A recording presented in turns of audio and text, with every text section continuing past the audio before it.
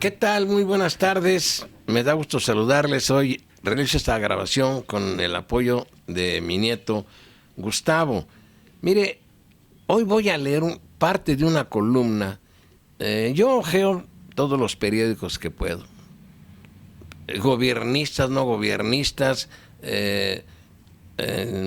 columnistas, lambiscones, aduladores, entregados al sistema a cambio de dinero. Claro, no tengo forma de comprobar que les dan dinero, pero es evidente al leerlos cuando adulan a un gobernante, a un presidente, su conducta tan irresponsable con la sociedad.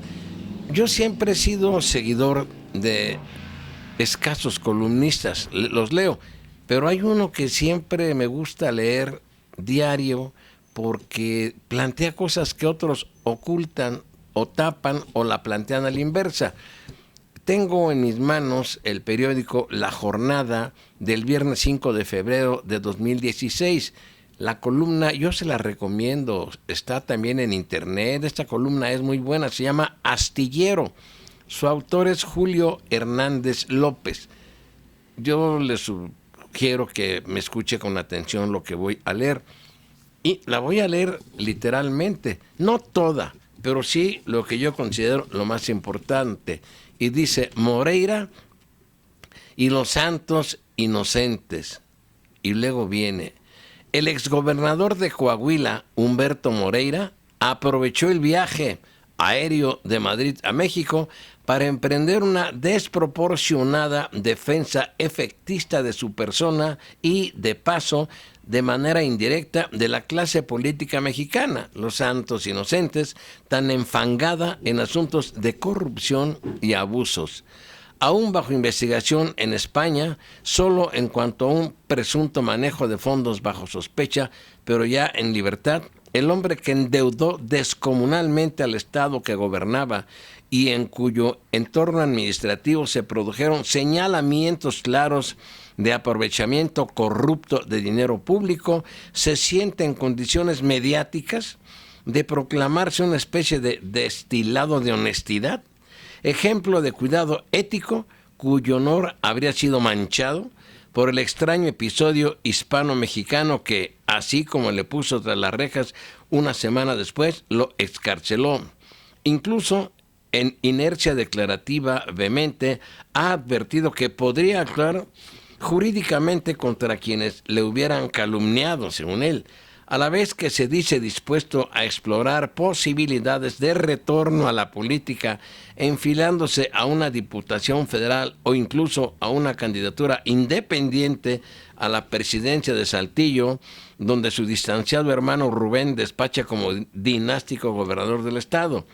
Las exageraciones del presidente nacional, las exageraciones del expresidente nacional del PRI respecto de su higiene política tratan de asirse de una legalidad formal que en México permite a las élites despachar sus problemas judiciales con el beneplácito de los juzgadores, llegando a la exculpación formal en temas mayúsculos y comprobables, mientras la inmensa mayoría de los mexicanos padece los horrores de un sistema que encarcela a inocentes, vuelve costosos e interminables los procesos jurídicos y condiciona libertad o prisión a las posibilidades económicas de los acusados.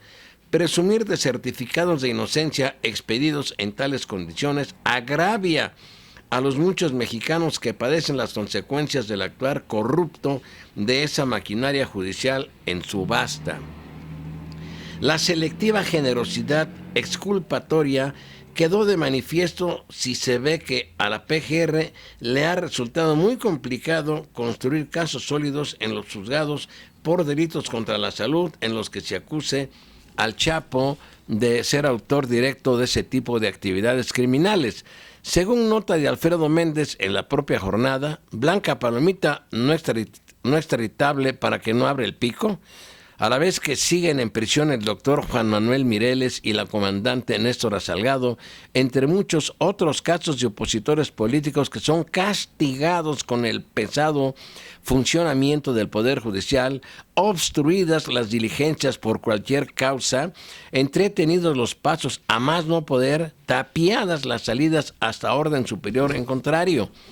El uso del látigo judicial como instrumento de castigo y venganza queda plenamente acreditado en el caso de la actriz Kate del Castillo, a quien la diligente Procuradora Federal de Justicia, a cargo de Arely Gómez, ha ordenado localizar y presentar para que declare como testigo sobre sus actividades relacionadas con Joaquín Guzmán Loera. En el reino de la impunidad institucionalizada, con un porcentaje ínfimo de castigo a delincuentes, intocados los altísimos funcionarios que son responsables, cuando menos políticamente, de la fuga del sinaloense, con el caso de los 43 de Ayotzinapa estancado y sin encontrar aún a los 5 de Tierra Blanca, con regiones enteras del país dominadas por bandas criminales implacables, la Procuraduría Televisa se esmera en dar continuidad a la telenovela distractora de Chapo Kate. Y esto es cierto lo que dice Julio Hernández. Y voy a terminar con algo que tiene mucha importancia también y que pues a veces las cosas pasan desapercibidas si uno no las analiza, no las razona y va al fondo y a saber por qué un funcionario hace alguna declaración o lanza una advertencia o amenaza. Dice uno, ¿y esto por qué? Pues hay que analizar por qué precisamente, o escuchar a comentaristas que tratamos de decir la verdad o de escudriñar en cosas que son muy sucias. Voy a leer una parte breve también de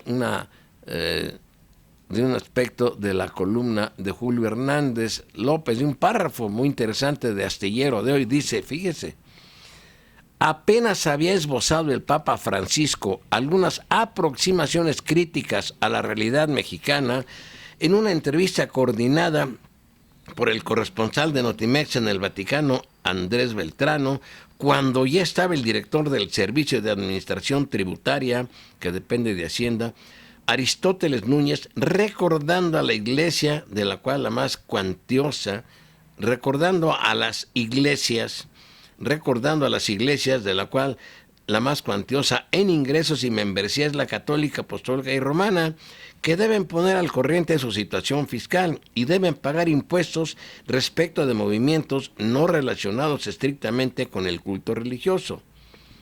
A ver, ¿qué quiere decir con esto Julio Hernández López?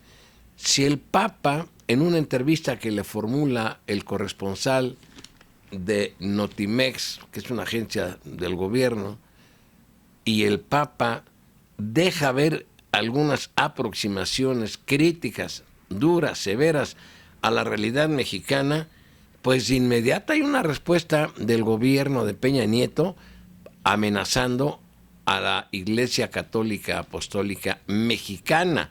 ¿Cómo? Pues diciéndoles que deben de ponerse al corriente con los impuestos. ¿Por qué no lo hacen siempre? ¿Por qué cuando el Papa hace una declaración que puede afectar al gobierno de Peña Nieto, ahí va la advertencia del pago de impuestos? Cuando esto debería de ser algo permanente, que la Secretaría de Hacienda le exija a todas las iglesias y que las audite, que las fiscalice para ver si están pagando impuestos sobre todos los ingresos. Porque esto que hace el señor Aristóteles Núñez del Sistema de Administración Tributaria, pues es muy claro que es una amenaza, según lo da a entender Julio Hernández López, por las declaraciones que hizo el Papa allá en Roma cuando lo entrevista el corresponsal. Ya es todo lo que quiero decir. Ya no me da tiempo porque mi nieto tiene que irse a la escuela y yo le he dicho que primero está su escuela, el que ayudarme a hacer grabaciones.